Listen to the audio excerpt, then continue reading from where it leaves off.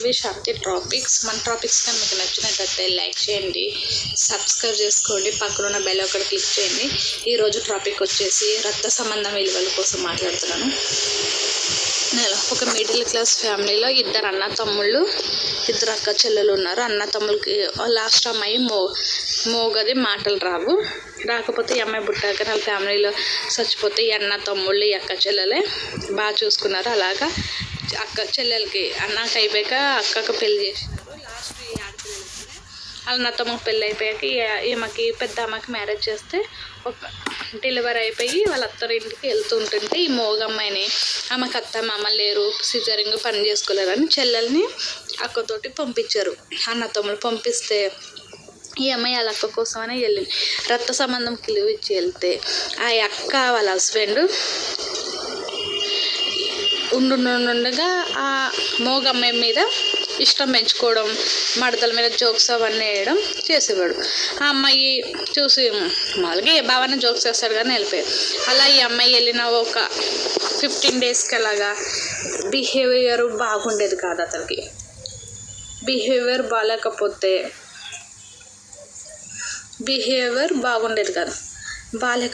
ఈ అమ్మాయి చెప్పలేకపోయారు. ఒకసారి గట్టిగా ఇలాగని గట్టిగా వార్నింగ్ ఇచ్చినట్టు. గట్టిగా వార్నింగ్ ఇస్తే నువ్వు మీ అక్కతో కానీ చెప్పావనుకో మీ అక్కని బాబును చంపేస్తానని బెదిరించాడంట. ఈ అమ్మాయి అలాగా ఏడుస్తూ ఉంటే వాళ్ళ అక్కతో ఎక్కడ చెప్తారు అనేసి ఏడుస్తూ ఉండేది.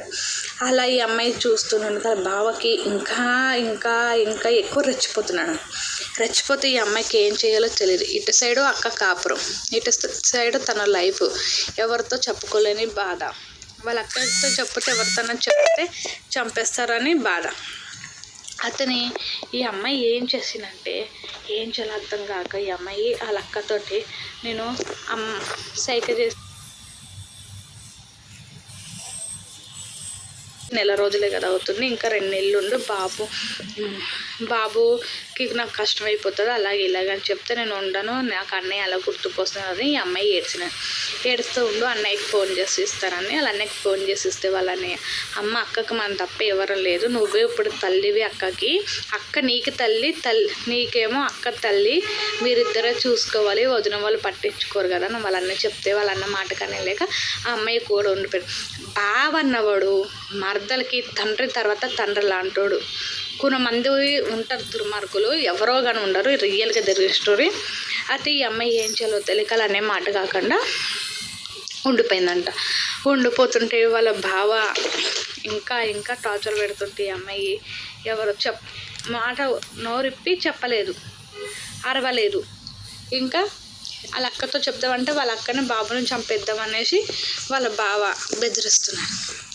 బెదిరిస్తుంటే ఈ అమ్మాయికి ఏం చేయాలో తెలియక ఎంత ఆడదానికైనా కానీ, ఎంత ఆడదైనా సరే, ఎంత మగోడైనా సరే ఇష్టం ఆ అమ్మాయి అప్పుడు చేసిన ఆ క్షణంలోకి నిజంగా వింటే మీరు హ్యాండ్సప్ కొడతారు.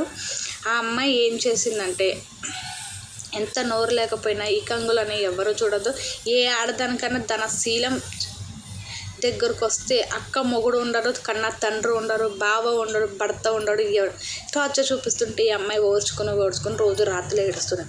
ఒకరోజు ఈ అమ్మాయి వాళ్ళ అక్క హాస్పిటల్కి వెళ్ళినట్టు ఈ అమ్మాయి ఇంట్లో పని చేసుకుంటూ ఉంటే వాళ్ళ అక్కని హాస్పిటల్ వదిలేసి ఇంట్లో ఏదో మర్చిపోయానని వాళ్ళ బావ వచ్చాడంట. బావ వచ్చి ఈ అమ్మాయి వంటని ఏదో చేస్తుంటే వెళ్ళి గట్టిగా కౌలించుకుంటే ఈ అమ్మాయికి కోపం వచ్చి కారం డబ్బా ఉంటుంది కదా, కంట్లో వాళ్ళ బావ వచ్చిన గమనించి ఈ అమ్మాయి కారం దగ్గర కారం తీసుకొని కంట్లో కొట్టేసి ఈ రోకల బండ ఉంటుంది కదా, రోకల బండ పెట్టి తెగ కొట్టేసానంట.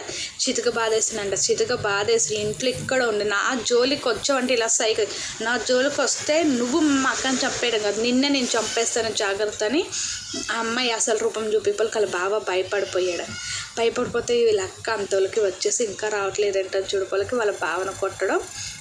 వాళ్ళ అక్క చూసి ఏమైందంటే వాళ్ళ అక్కను పట్టుకుని ఏడ్చిందంట. వాళ్ళ అక్కను పట్టుకొని ఏడుస్తూ జరిగిందంటే ఇట్లా సైకిల్ మీద చెప్తే వాళ్ళ అక్క కూడా వాళ్ళ బావను అసహించుకొని వెళ్ళిపోతుంటే అక్క నువ్వు రాకూడదు, తప్పు, బావ తప్పు బావ తెలుసుకుంటాడు, నేనే పోతాను అనుకుంటే అలా బావ అప్పుడు ఆ అమ్మాయి కాలు పట్టుకుని నన్ను క్షమించు మరదలంటే కూతురుతో సమానము. మరదలైనా సరే మేనగోడలైనా సరే కూతురుతో సమానం. నేను ఆ చూపుతో చూపించిన మనం క్షమించాను. అయితే ఆ అమ్మాయికి వాళ్ళ బావ క్షమాపణ చెప్పాడు. ఏ మరదలైనా ఏ బావకైనా కూతురుతోటే సమానం. తల్లిని రక్త సంబంధంకి ఇలువ ఇచ్చిన ఆ అమ్మాయి వాళ్ళ బావకి ఆ మోగ అమ్మాయి అయినా కానీ ధైర్యంగా బుద్ధి చెప్పుకుని వాళ్ళ అక్క కాపురం సరిపెట్టింది. నలుగురిలో పడుంటే వాళ్ళ ఇజ్జత్ అంతా కూడా ఎవరితో చెప్పుకోలే. ఇదంతా రియల్గా జరిగిన స్టోరీ. ఇప్పటికీ జరుగుతూ ఉంటాయి. కొంతమంది బయటపడతారు, కొంతమంది బయటపడరు. ఓకేనా ఫ్రెండ్స్, ఈ టాపిక్ కానీ మీకు నచ్చినట్టయితే లైక్ చేయండి, షేర్ చేయండి, సబ్స్క్రైబ్ చేసుకుని బెల్ ఒకటి క్లిక్ చేయండి. ఓకేనా, బై ఫ్రెండ్స్. ఈరోజు టాపిక్ వచ్చేసి ఈరోజు శనివారం కదా, వర్క్ ఎక్కువ ఉంది. ఓకేనా, బాయ్.